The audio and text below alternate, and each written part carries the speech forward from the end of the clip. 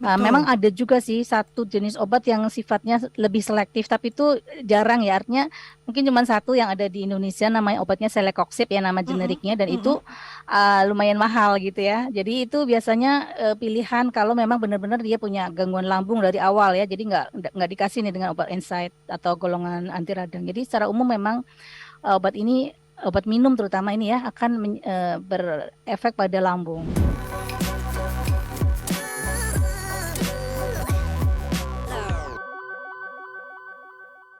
Dari Pak Adrianus di Tangsel.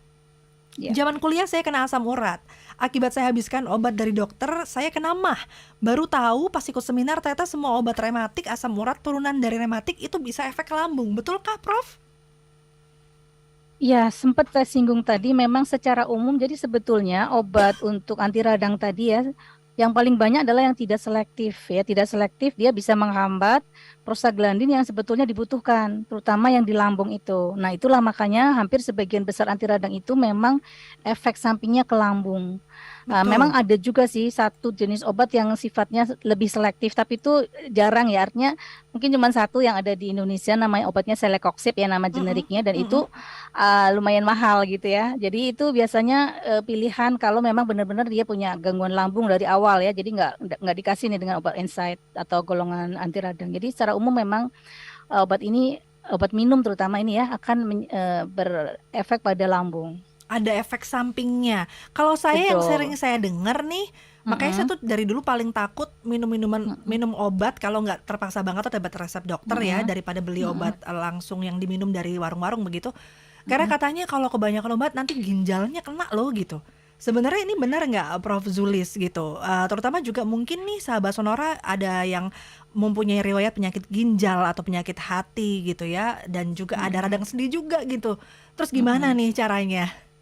Ya memang ada pendapat umum bahwa oh kalau makan obat kebanyakan nanti ginjalnya kena. Sebetulnya Mm-mm. tidak selalu nggak bisa digeneralisir seperti itu Mbak Rara. Ya, Karena obat itu sendiri bersifat bermacam-macam. Jadi memang oke. ada yang sifatnya nefrotoksik ya, nefro itu ginjal.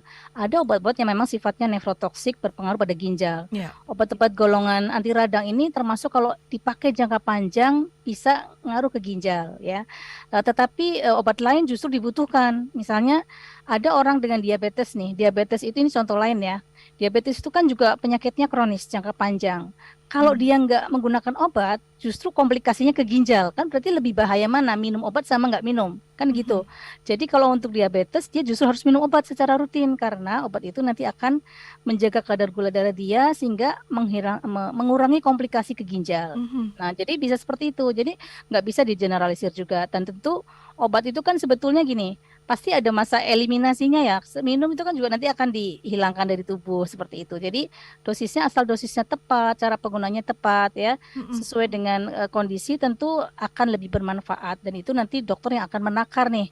Untuk kondisi seperti ini, mestinya dosisnya berapa, cara makainya seperti apa, dan sebagainya. Nanti bisa ditanyakan apoteker juga, ini cara makainya yang benar seperti apa, nggak boleh over, dan sebagainya.